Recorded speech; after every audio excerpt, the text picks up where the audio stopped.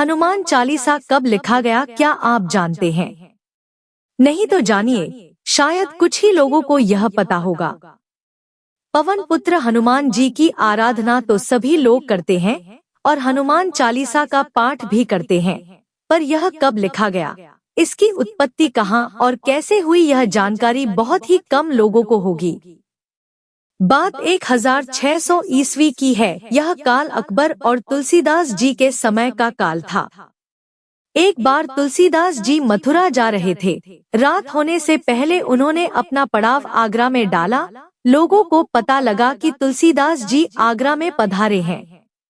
यह सुनकर उनके दर्शनों के लिए लोगों का तांता लग गया। जब यह बात बादशाह अकबर को पता लगी तो उन्होंने बीरबल से पूछा कि यह तुलसीदास कौन है। तब बीरबल ने बताया, इन्होंने ही रामचरितमानस का अनुवाद किया है।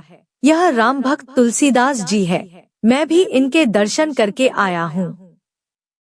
अकबर ने भी उनके दर्शन की इच्छा व्यक्त की और कहा, मैं भी उनके दर्शन करना चाहता हूँ। बादशाह अकबर ने अपने सिपाहियों की एक टुकड़ी को तुलसीदास जी के पास भेजा और तुलसीदास जी को बादशाह का पैगाम सुनाया कि आप लाल किले में हाजिर हों।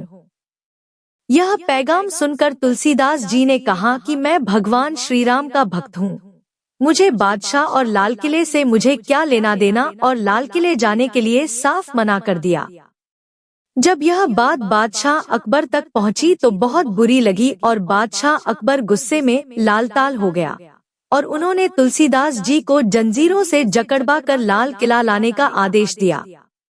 जब तुलसीदास जी जंजीरों से जकड़े लाल किला पहुँचे तो अकबर ने कहा कि आप कोई करिश्माई व्यक्ति लगते हो, कोई करिश्मा करके दिखाओ।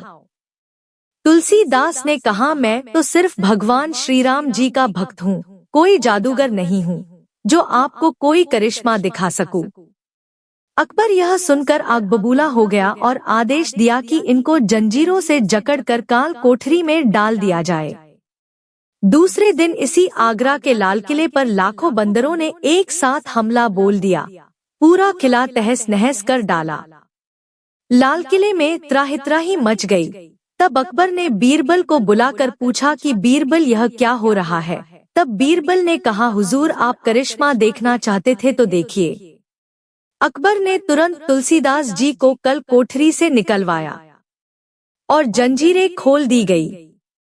तुलसीदास जी ने बीरबल से कहा, मुझे बिना अपराध के सजा मिली है। मैंने काल कोठरी में भगवान श्री राम और हनुमान जी का स्मरण किया। मैं रोता जा रहा था और रोते रोते मेरे हाथ अपने आप कुछ लिख रहे थे। यह 40 चौपाई हनुमान जी की प्रेरणा से लिखी गई है। कारागार से छूटने के बाद तुलसीदास जी ने कहा, जैसे हनुमान जी ने मुझे कारागार के कष्टों से छुड़वाकर मेरी सहायता की है, उसी तरह जो भी व्यक्ति कष्ट में या संकट में होगा और इसका पाठ करेगा, उसके कष्ट और सारे संकट दूर होंगे। इसको हनुमान चालीसा के नाम से जाना जाएगा। अकबर बहुत लज्जित हुए और तुलसीदास जी से माफी मांगी और पूरी इज्जत और पूरी हिफाजत लावलश्कर से मथुरा भिजवाया। आज हनुमान चालीसा का पाठ सभी लोग कर रहे हैं और हनुमान जी की कृपा उन सभी पर हो रही है और सभी के संकट दूर हो रहे हैं। हनुमान जी को इसीलिए संकट मोचन भी कहा जाता है।